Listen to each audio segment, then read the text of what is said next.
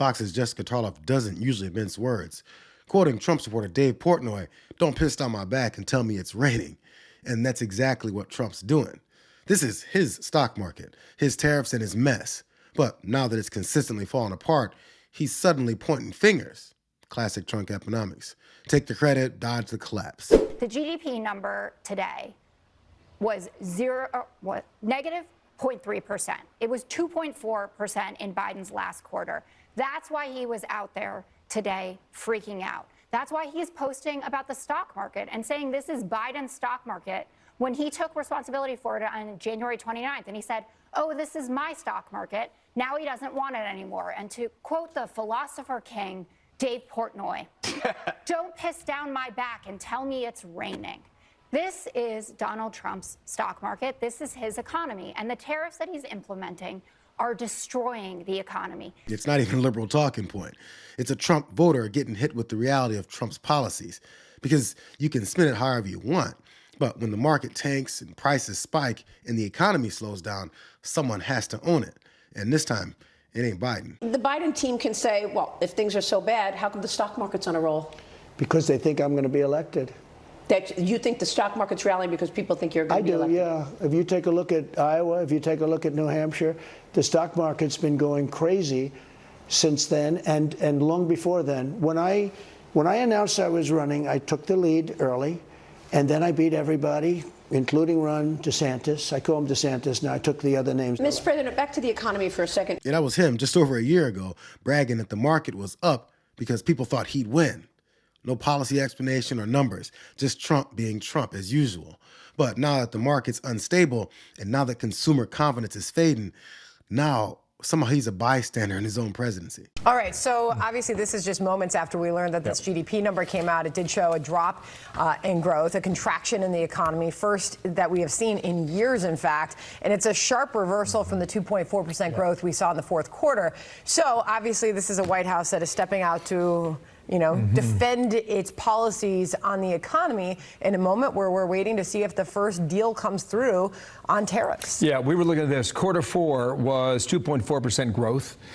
Quarter three was 3.1. Quarter two was 3.0. And now we're at negative 0.3%. It's a serious drop. Fourth quarter, 2024 growth. First quarter, 2025 contraction. It's just the economic impact of chaotic policy. It's what happens when you govern by headline and run trade policy like some kind of Twitter feud. And as the people with Trump derangement syndrome said over and over again during the campaign, regular Americans are going to pay the price. If, for example, an item at Walmart goes up by double, should Walmart be able to tell its consumer that it's gone up by double as a function of the tariff, or do you consider that, as President Trump does, a hostile act?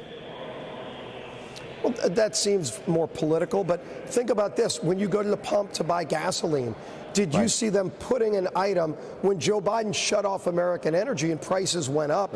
Did you see them put an item going, you're paying $4 instead of $2 a gallon because of Joe Biden's anti-American energy policies? I did see delivery charges go into some. I did see delivery charges or whatever they call those charges when oil prices. When CNBC asked if Walmart should be honest about why prices are going up, Steve Scalise there folded because the answer is tariffs, Trump's tariffs.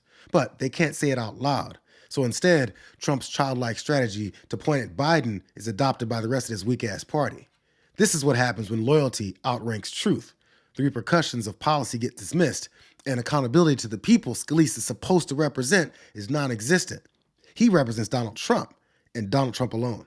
The American public knows exactly what's going on, and that's why they're soundly rejecting this administration. He has the lowest approval rating of any president of the last 70 years for the first 100 days. His stock market for the first 100 days is the lowest since Nixon. Unprecedented low foreign policy approval rating and economic approval rating. The American public is smart enough to know that their shelves, if they're not already empty, are going to be empty because of tariffs. 69% say he's not focused enough on lowering prices. 62% focus too much on tariffs. 72% think his policies will cause a recession. 64% disapprove of how he's handling inflation. He continues to beat a drum that is making the absolute worst economic music I have ever heard in my entire life. Lowest approval rating in 70 years. Reports don't say it enough. Maybe because MAGA keeps telling them not to. But it's weird that they didn't expect people to feel it in their rent and their mortgage payments, in their job security, or in that word that Trump said he invented, groceries. You can't market your way out of a failing economy. So again, as Tarlov said, he's beating the same old drum, and it's making some of the worst noise that we've ever heard.